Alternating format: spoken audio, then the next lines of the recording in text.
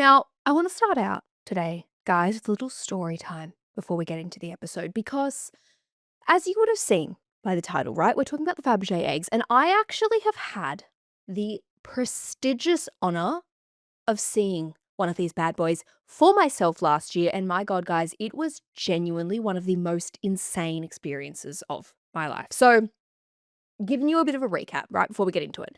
It was a very, very fortuitous set of circumstances. The stars aligned for me to be sent to London very, very last minute at the exact same time that the Imperial Winter Egg, which was crafted in 1913 by Tsar Nicholas II, well, not by him, but commissioned by him for his mother, was going up for auction. So I'm thrilled, right? And I'd actually been invited by Christie's on TikTok, which is hilarious, to visit the egg and some other Fabergé pieces. So I show up, I fly into London 2 days earlier from this other event. I'm going to go and see this egg.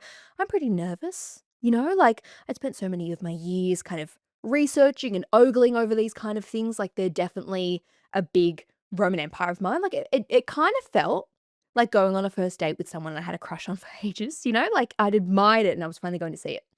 Anyway, so I go in, right, get taken into this room full of other Fabergé items. There's necklaces, there's mini eggs, there's stationery, like bell presses, you name it. It's all in this cabinet. And then these ladies come out and they're like, "Hi, Diva, like, what would you like to see?" And I'm going, "Excuse me?" And she's going, "Yeah, like, what would you like to see and try on and sample?" And I'm like, "Everything, please." So I'm literally sitting there in this room in Christie's, London, with a ring light and my phone set up filming TikToks, like lip syncing, being like, "What's better than one cover girl with like one Fabergé necklace on?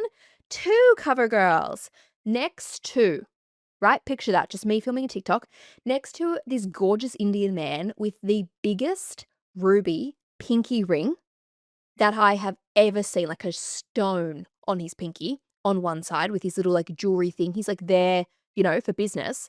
And then on the other side, this big burly Russian man who is just on the phone the whole time speaking Russian, like whispering into it. And I'm in the middle with my TikToks being like, "Hey, lip syncing, la la la la." Insane. So then they're like, "Oh, Miss Harvey, would you like to come see the egg now?" I'm like, "Yes."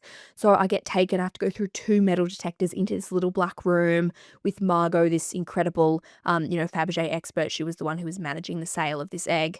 And yeah, I'm in this black room, and all of a sudden, this light comes on in a little box in the wall, and there in front of me is the Imperial Winter Egg. Guys, it was insane, and I have written the whole experience in detail for you all on Substack. So if you would like to read about it, then you can definitely go and do that there. If not, let's roll the tune and start this week's episode, which FYI is going to be 2 parts, guys. I'm really feeding you and treating you for this final episode of July. Roll the whimsical medieval tune.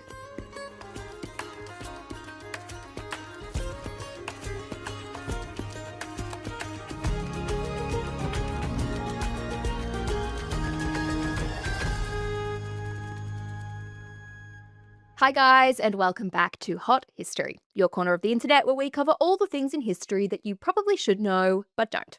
I'm Ainslie Harvey, your hot historian here, ready to chat about some of the most expensive Easter presents in human history, and guys, one of my personal Roman empires, the Fabergé eggs. So you guys have been asking me for more Romanov content, and I wanted to drop this episode in your feed as a little treat, right? A little kind of sample to tie you over, because come September, my divas, we are doing a massive 4-part series on the last imperial family of Russia, covering their rise, the family itself, their fall, and the fallout after their deaths. But for now, we're not yet there. Let's rewind it all the way back to 1846 in chilly St Petersburg, where one baby boy comes screaming into the world.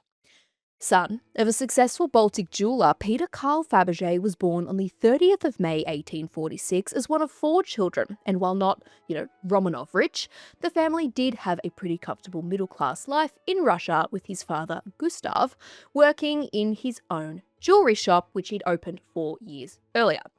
Now, To be honest here, there is really very little to note of, Carl's childhood in these years, other than the fact that they were, like I said, of relative comfort, and that he spent time split between the family's home and his father's jewelry workshop, where he marveled at shiny diamonds and molten gold, a real sense of predestination in these scenes here, right?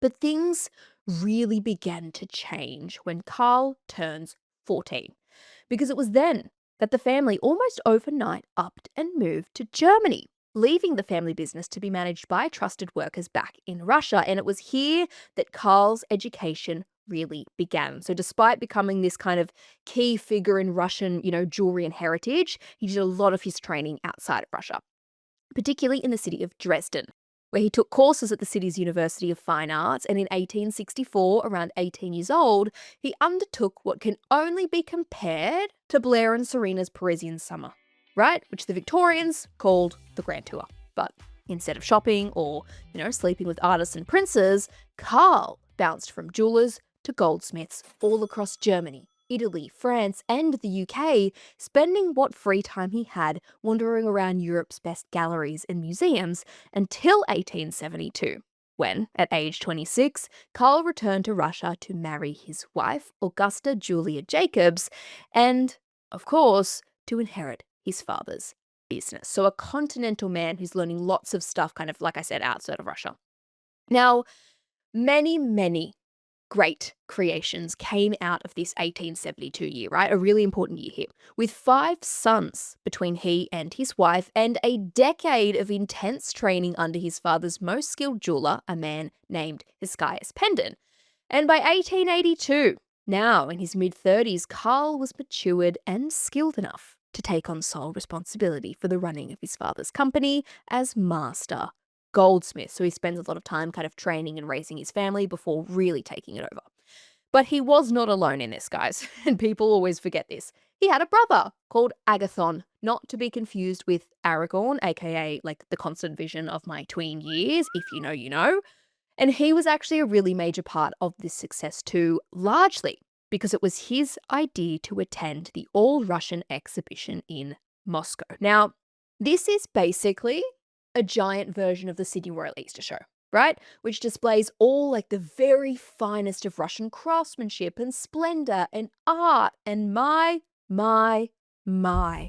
did these two make an absolute splash, guys, winning, like in this same kind of like show, both the gold medal for the entire exhibition and the Medal of Stanislaw, which wasn't, even the best part of this, guys, because shiny medallions are one thing, right? A medal, yeah, we get it, like it's nice. But there is one thing in the world which is greater than all. The honor of Tsarina Maria Feodorovna noticing you. Wife of Tsar Alexander III, mother of future Tsar Nicholas II. Her kind of coming up to you and going, that's hot, was basically the equivalent of Anna Wintour giving you like a subtle nod on the runway. Right? It is life-changing. And Fabergé's display at the 1882 exhibit caught more than her eye. It caught her purse strings too. You see, instead of displaying extravagant diamond jewelry like many of his competitors did, as was the trend in Russia at the time, the Fabergés decided to showcase their exquisitely crafted reproductions of ancient Scythian jewelry alongside original works that they'd kind of developed after, their training aboard. The craftsmanship in these was so precise and so detailed that many visitors struggled to distinguish the modern reproductions for genuine, like ancient artifacts. They're like, what's real, what's fake, right? Something which even stumped the Tsarina, who herself was a big kind of enthusiast and collector of these pieces. So she's struck by the detail and reportedly purchased a pair of cufflinks for her husband on the spot, taking the small Russian firm from the streets of St Petersburg to the very heart of the Winter Palace, with the Tsar loving these cufflinks so much that he appointed Fabergé as the supplier by special appointment to the Imperial Court in 1885. This was the highest honour, guys, but it also was kind of slightly politically motivated here by the Tsar, who, in making Fabergé this kind of renowned jeweller, put him in direct competition with the Swedish House of Bolin, which was like all the rage amongst the various courts of Europe at the time, but not for long. You see, Fabergé's creations of enamel, diamond, gemstones, gold, and silver alike were so unique that they caught the eye of both royalty and aristocracy the world over. Blending modern methods with ancient styles, Fabergé treasures started popping up in the royal courts of the UK, in Norway, in Sweden, and even, guys, interestingly here, in Thailand. But only the Russians got the truly special pieces, the ones which would embed the Fabergé name as one of the finest in history, the eggs. So what are they? How did they come about? And, why would anyone need an egg that's not edible, right? Well, in 1885, so the same year that Fabergé was made Imperial Jeweller, Tsar Alexander III wanted to surprise his wife, the Tsarina, Maria Feodorovna, with an Easter present. But, where most years he'd kind of done necklaces and diadems and earrings and bracelets and like all the usual rich people accompaniments, this year he really wanted something different. Right? Something on theme, and as such approached Fabergé with one simple task. Make me a jeweled egg. Now, this wasn't really too far afield here, after all, the Christians have chocolate eggs, the Greeks do boiled eggs, but the idea of a jeweled egg was something, kind of else entirely. So Fabergé goes away with this brief, right? And he sits on it, he's thinking, okay, how am I going to do this? He starts looking at all different kinds of eggs, duck eggs, quail eggs, ostrich eggs. Is it going to be big? Is it going to be small? He's kind of going through these catalogs. And then he remembers something very, very important. Hang on. This has actually been done before. That's right. In fact, the jeweled egg dates back all the way to the French court around 1720 during the reign of Louis XV. Made by an unknown French goldsmith, this egg wasn't created as an Easter gift, but rather as an object for the king's renowned cabinet of curiosities. So basically, just like a fashionable aristocratic toy, which, let's be so fucking for real, guys, all the eggs are like this, it's not just this one French one. Historians then believe this egg was given by Charlotte of Orleans to Queen Caroline of Great Britain, where it was then passed through inheritance before eventually entering the Danish royal family in the late 18th century, which, rather coincidentally, was the royal family that Maria Feodorovna was born into when she was known back then as Dagmar of Denmark. So this is kind of like a family thing, right? The Tsar wants to, give her this jeweled egg, but he's also doing so kind of being inspired that there is a family connection here. So knowing this, Fabergé goes, right, I'm going to ditch all the other egg designs, and I am going to do an interpretation of this Dutch egg, which was very literal. Like when we say egg, you picture this kind of, ivory outer shell. It's got this round gold yolk. There's a hen inside, along with a small crown and a ring. That's the Dutch version. But Fabergé's version, known as the hen egg of 1885, took this idea and put a real Russian twist on it, right? With a white enamel exterior, one of his signatures in this kind of gorgeous, shiny enamel. The same hen surprise, right? So a little tiny hen, something which has really become a fixture of all the future eggs is like a mini surprise. And instead of a ring, it was a mini imperial crown with a ruby. So same as the Dutch, just Russian, with letters between the Tsar and his brother suggesting that it was actually Alexander's own idea to replace the ring with the mini imperial crown, which, by all accounts, he was very proud of. Which I love that for him. It's like those memes that you see online where a guy goes shopping with his girlfriend or wife or whatever and suggests like an avocado or a paint color or something, and the wife's like, yeah, that's good. Here, Alexander's fist pumping himself. We love this for him, king. Anyway, so Fabergé gets to work on this hen egg and presents it to the Tsar, who in turn surprises Maria with the egg on Easter morning. Now, she doesn't actually detail her response to receiving this in her diary, which is pretty uncharacteristic. Maria was a prolific writer. All of the Romanovs were. It's how we have a lot of the information we have about them. But by accounts of the servants who were present for this, she absolutely loved it, guys. After all, this was a perfect symbol, like we said, of both her homeland and her new land. this blending of Russian and Danish traditions, which was so eloquently made and treasured, and again was just like really deeply personal for her. So this is a big win for Alexander, a big win for Fabergé. Again, he's being made Imperial Jeweller in this year, and it's this first hen egg that kicks off a tradition which would see the Russian imperial family commission over 50 eggs from the famous house between 1885 and 1916. Also, just FYI, if you are listening on Spotify and you can watch this, definitely do so. If you're driving, obviously do not, my divas. But I will be including like all of the images of the eggs as we go throughout, so you can kind of have reference to what it is that I'm explaining. But for my audio divas, for all my listeners, I am going to do my very, very best to explain them to you, in a way that makes sense. But if you are a visual learner, then I would say switch over to the video feed, right? This sweet little hen, which is currently on display at the Fabergé Museum in St Petersburg. But the 50 that followed, or the 49 that followed, are anything but sweet, okay? Getting more and more extravagant as the years go on, which begs the question, what's next?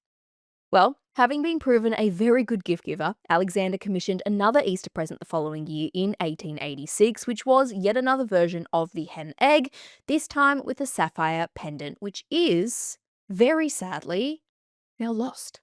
So we don't know for sure what it looked like, but a description on the invoice tells us it was a, quote, hen of gold and brilliant diamonds picking a sapphire egg out of a wicker basket. So again, very sweet, very on theme for Easter, right? Which is the last kind of cutesy one. Because in 1887, we get the third Imperial Egg. Now, this thing was fucking wild for the time, guys. It basically features this gold fluted design on the whole shell. So the whole like egg itself is gold, with the surprise inside being a watch by Vacheron Constantin.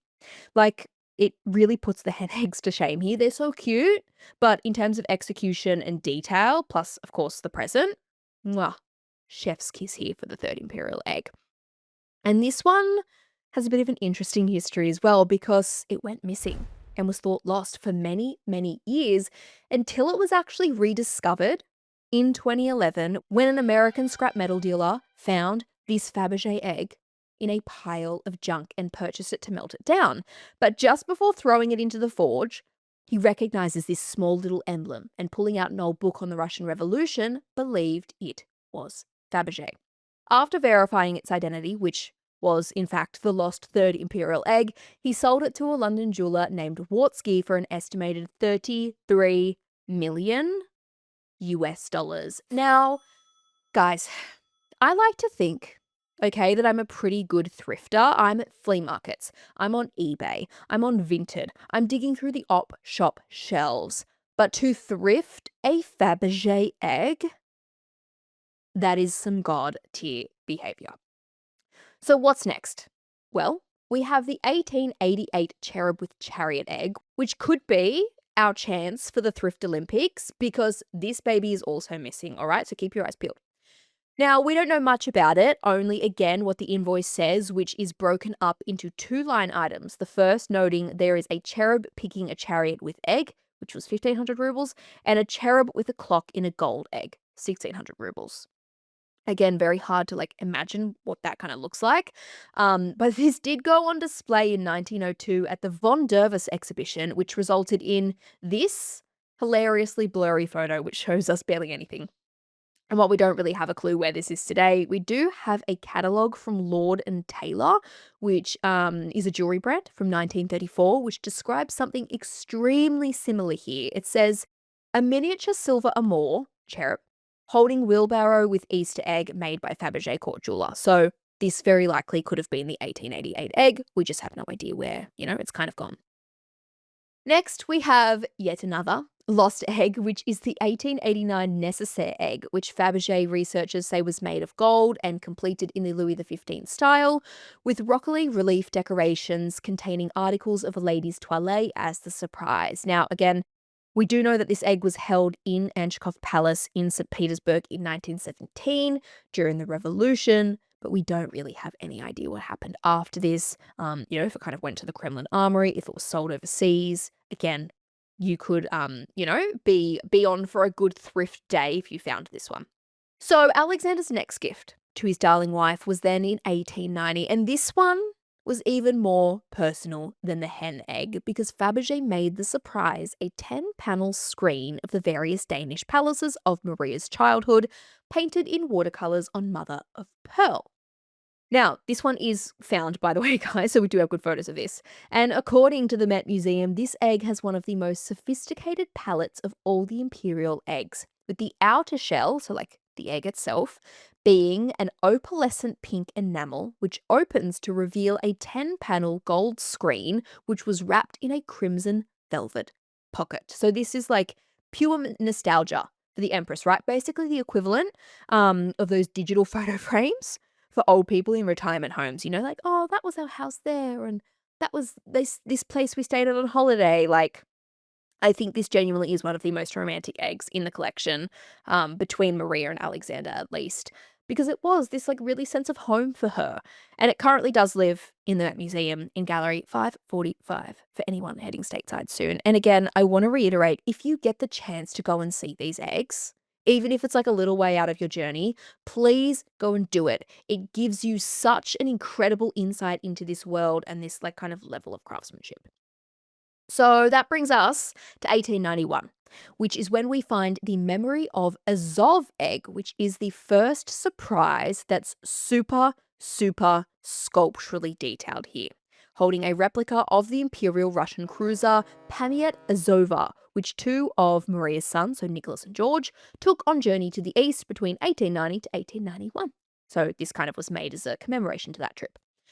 As for the outer egg, it measures 7 centimeters and is carved from a single piece of heliotrope jasper, making it the first egg to be made of semi-precious stone, which is adorned with a ruby and 2 brilliant diamonds. And this one is currently in the Kremlin Armory Museum in Moscow. Next is the 1892 diamond trellis egg, which is very much more kind of minimalistic than some of the others here, but still super, super elegant. It has this, as it kind of suggests, this diagonal lattice of platinum bands set with diamonds. The interior is then lined with white satin and is all set on a base of jade, so kind of like a stand, which is circular on the bottom, and then it has 3 gold cherubs that kind of act, as the arms, if you can imagine, holding the egg up. So this base is now lost, but the egg, the surprise, are fine. The surprise of this egg, however, was a figurine of an elephant with a small gold turret and a key to wind a mechanism so that it could walk, which does make this, at this point in time, the most technological egg so far. As for the egg, it was sold a bunch of times after 1920 before finally being acquired by the McFerrin family, and it is now in the McFerrin collection in the Houston Museum of Natural Sciences, while the elephant is currently housed in the Royal Collection in London as property of the royal family. After that, we have the 1893 Caucus egg, which is another like absolute banger here, guys, especially for the earlier eggs. It has flaming red enamel and 4 oval doors bordered with pearls that bear a diamond set, which is 1983, so to form the year. And then as you open each of these little doors, they reveal a different view of the Imperial Hunting Lodge in the Caucasus Mountains, which was painted by court miniaturist Konstantin Kazitsky, because, guys, obviously, like every household needs a live-in miniature painter, right? Like, what else are you doing if you don't have a live-in miniature painter? This one, as well, you can see at the Met Museum, so definitely go if you can. Next is 1894, which was a big year for the Romanovs, because Tsar Alexander III dies at the age of 49 from kidney failure, which meant that his 26-year-old son, Nicholas II, became Tsar. Now, obviously, this is a huge moment in the history of Russia and for the future revolution, which would follow, because Nicholas was absolutely nothing like his father. Again, we'll cover this in September when we do our big series, but to give you a bit of an idea here, where Alexander was quite bullish, right, and hard, Nicholas was softer, more in touch with the thoughts and opinions of those in his inner circle, and really dedicated to preserving the legacy of his father, which meant carrying on with a lot of the traditional policies that Alexander had instituted, all of which, guys, meant that Russia was not moving ahead with the modern times, and instead yearning for this kind of, drive back to a time of even greater autocratic rule, which is what the Fabergé eggs have largely come to symbolize as the years have passed since this point. These kind of frivolous, bejeweled symbols of an ancient regime. So what happens with Fabergé then, with Tsar Alexander III's passing? Well, Alexander actually didn't die until November, so he managed to get one more Easter egg in for Maria, which was the 1894 Renaissance egg, which Fabergé took an 18th century casket by the Dutch master Leroy as inspiration for him. This egg was made of this translucent milky agate resting on its side. So most of them are standing upright. This is on its side, on an oval gold base, which rather strangely, we don't know the surprise for this one. Yes, my divas. You see, this is one of like the real great mysteries of the Fabergé collection. For when the egg was inventoried after the revolution, there's no surprise inside. We also don't have like any real written records, and while most Fabergé scholars today believe the missing surprise was perhaps the resurrection egg, a small rock crystal egg depicting the resurrected Christ emerging from the tomb, there's little proof of this. This is just kind of a guess, which makes this final gift from Alexander to Maria all the more mysterious, which you can see for yourself, if you dare, as part of the collection at the Fabergé Museum in St Petersburg. So what now, guys? Again, right, with Alexander dead, will Nicholas carry on Fabergé's imperial patronage? Well, of course he will. As I said, guys, he's just a big copycat. Like, whatever his dad does, he just does, including the Easter presents. And now he had not one to order, but two. For in 1894, so the same year that Alexander III dies and Nicholas II becomes Tsar, he also marries his wife. So Russia's getting a new Tsarina, German Princess Alexandra of Hesse, who became known as Tsarina Alexandra Feodorovna. Now, we are not going to cover every one of the eggs because we would literally be here all day, which, I would love to do, but we got to move on with our lives here. But we are going to cover kind of the main ones. So again, there's two every year after this. So we're going to cover kind of the key ones. So what do the eggs of 1895 look like then? Well, for Alexandra, her very first Fabergé egg was the rosebud egg, which was covered with red enamel and decorated with wreaths of varicolored gold. Now, for listeners at home, imagine if you cut an egg into, kind of four ways from the top down, so quarters from the top down. And along those cuts, they were all encrusted with diamonds, and that kind of gets you close to the outside of the rosebud shell, which was topped off with a miniature portrait of Nicholas II himself at the centre. As for the surprise, well, I'm sure you probably guessed it, it was a rose in bud, which was enamelled in opaque yellow, while its stem was a light green. But this was a double surprise, because the yellow rose also opened to reveal an imperial crown made of diamonds and two rubies, which, again, kind of bears this strong resemblance to Maria's first egg as empress, where she got the little mini crown as well. And this one, again, can be seen at the Fabergé Museum in St Petersburg. As for Maria, well, she got something a little different this year. So the first one from her son, kind of in this new era of Romanov rule, she gets the blue serpent clock egg, which rested on a pedestal of opalescent white enamel, while the egg, which, as the name suggests, is a bright blue, which features a gold and diamond serpent kind of coiling around the pedestal, which connects to the egg. So you have this block, then this kind of egg stand, and then the egg is kind of held in this. Now, this one doesn't have a surprise in the traditional sense, so the egg didn't open, but was rather, like the name suggests, fit out with a clock, right? So there's Roman numerals with gold handles on either side of the egg, something which came in handy for none other than the next owner of this egg, Princess Grace of Monaco. This egg was purchased by the Monegasque royal family after the revolution, and Grace loved this so much that she reportedly kept it on her desk as one of her most prized possessions, something which, following her death, her husband refused to move or put on public display.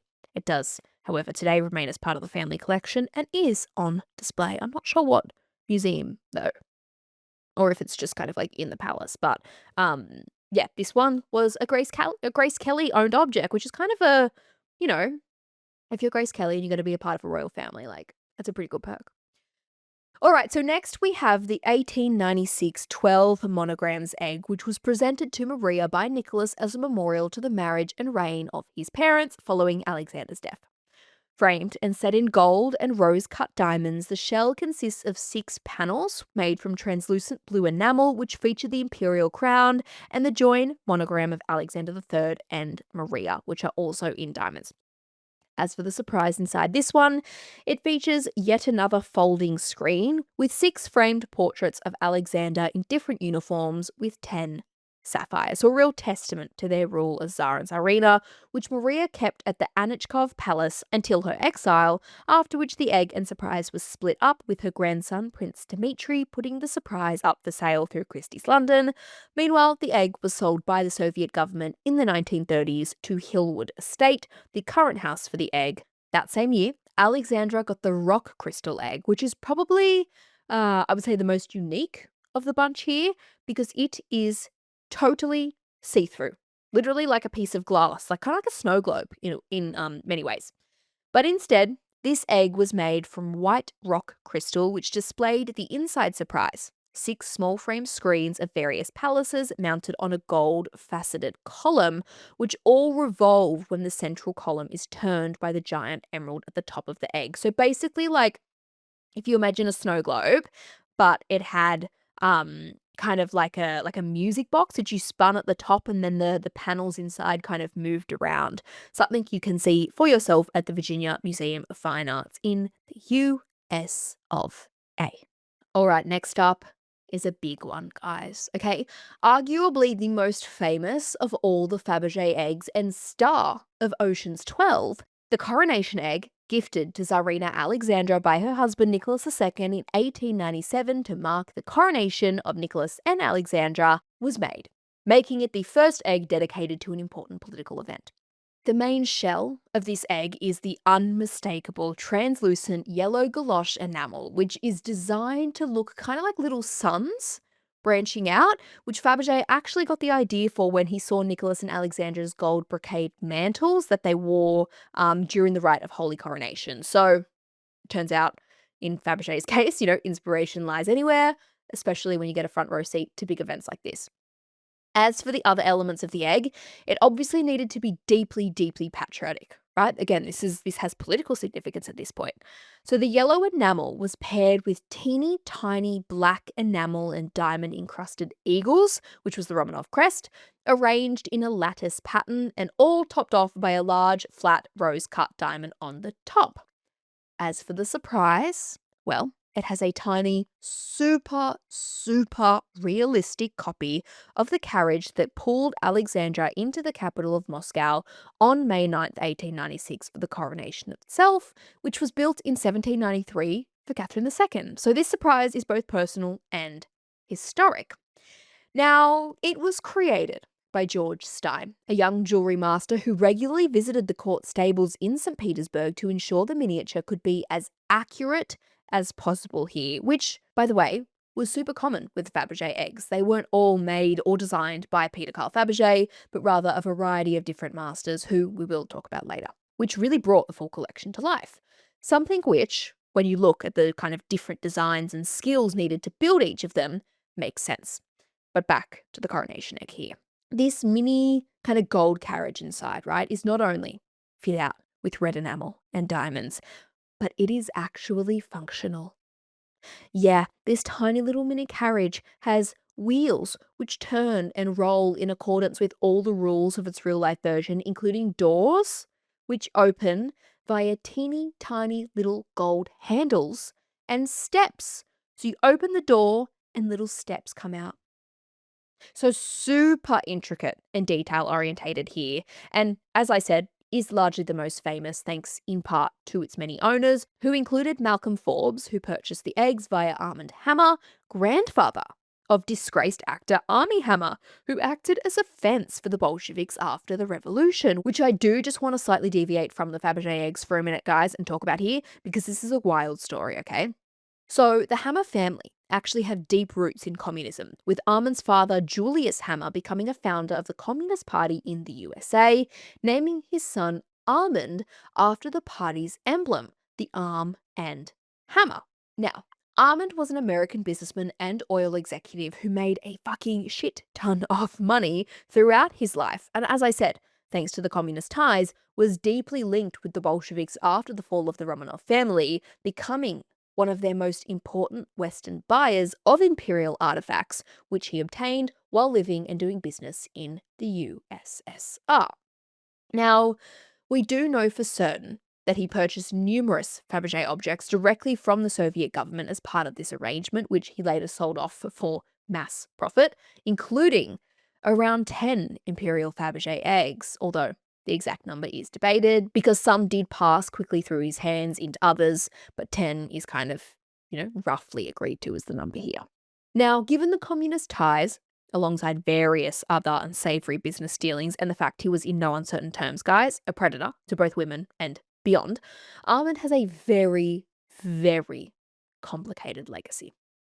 Okay, on one hand, some historians do argue that he actually saved many of the Fabergé masterpieces, which the Soviets may have just broken down and sold for parts, or had remained locked up in the Kremlin vaults with little documentation until they could be sold off anonymously and kind of vanish, which is probably what happened to those first couple of eggs, right?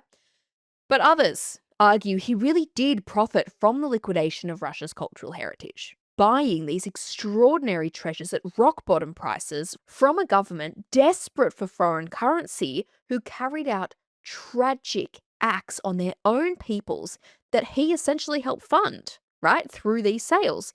Plus, of course, his various dealings with Russian imports and exports, including but not limited to drugs. So a weird and wiry guy at the heart of many of these acquisitions, which will come up.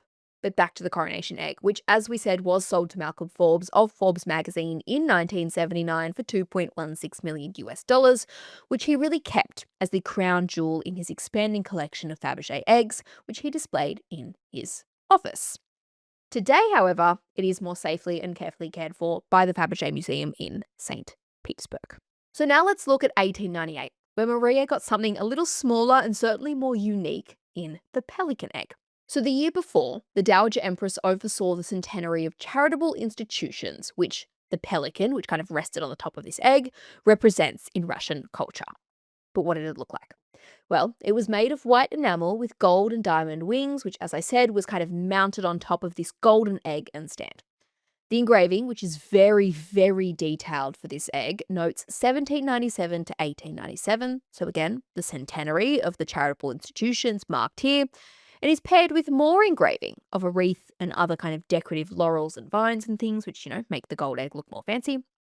As for the surprise, it was more oval miniatures of institutions in St. Petersburg and Moscow, which included various charities, colleges, hospitals, orphanages, and societies that Maria Feodorovna championed, which she did a lot of, guys. She was actually quite beloved. Now, this egg is rather peculiar, like it's different from the lot for sure, but it did end up making its way across the Atlantic Ocean to the US to join Armond Hammer's collection and is now housed in the Virginia Museum of Fine Arts in the USA. Now, in that same year, so 1898, Nicholas gave Alexandra perhaps my second, maybe, favourite egg out of the 50 here, the Lilies of the Valley egg. Now, my divas, if you haven't been blessed with seeing this egg before, then I may change your life today because it is nothing less than whimsy porn. Okay? Picture this for those of you listening along. Look at the screen and feast your eyes for those of you watching, right? We have the shell of the egg, which is covered in a translucent pink galoche enamel, decorated with vertical rose-cut diamonds and handmade, hand-sculpted replica lilies of the valley. So the flower, right? Replica lilies of the valley, with the white petals being priceless pearls and diamonds. Fucking gorgeous. Okay? It then has various crisscross bands of rose-cut diamonds, which, is all topped off by another kind of mini imperial crown and 2 rubies. Like, genuinely, guys, this is nothing short of a masterpiece here. It is so detailed and feminine and romantic and has this kind of gorgeous natural movement to it, which genuinely does look like flowers. Like, it's just an incredible objective piece of human invention, which was done in the Art Nouveau style, something which the Empress really loved. So knowing this, Fabergé kind of, channeled the colours and the flowers of her home in Lower Dachau in Peterhof, again, Germany, to really tap into that sense of nostalgia, which I do love here. Like, despite the fact that these eggs are kind of pointless bourgeois absurdities, there are often like deeply personal here for, the various ladies' homes. As for the surprise, it was 3 portraits of Nicholas II and 2 of their daughters, Olga and Tatiana, which popped out of the egg when a pearl button at the top was pushed, again with this sense of kind of modernity meeting antiquity with all of these mechanical and moving parts, which really, I think anyway, sets Fabergé apart, right? He's not just a visual genius, but he's an engineer too. Lucky for us, this is still around today. Unlucky for us, though, it's in the Fabergé Museum in St Petersburg. Although I do like that, there is so many of these kind of eggs that have been reunited as part of this collection. They're kind of lost family members, which have all been spread across continents and reunited and are now kind of, in a space to be honoured. So even though we're not going to St Petersburg anytime soon, I do like the sentimentality of the fact that they're all kind of reunited again, or these 9 anyway. Which brings us to 1900. Guys, the turn of the century. One, which would not prove fruitful for the Romanovs or really any of the Russian people. Not that any of them knew this at the time, though. But by this point, we have to admit Russia and its empire were begrudgingly modernizing. Embracing technology in different ways, 1900 marked yet another political achievement, the construction of the Grand Siberian Railroad, well and truly underway. An effort which was really beloved by Alexander III, whose dream it was to link the European and Asian halves of the Russian Empire by a single railway line. Construction began in 1891, and while not finished until 1916, the turn of the century felt like the right time to celebrate this great modern marvel, which is why Nicholas gifted the Trans-Siberian Railway egg to Alexandra.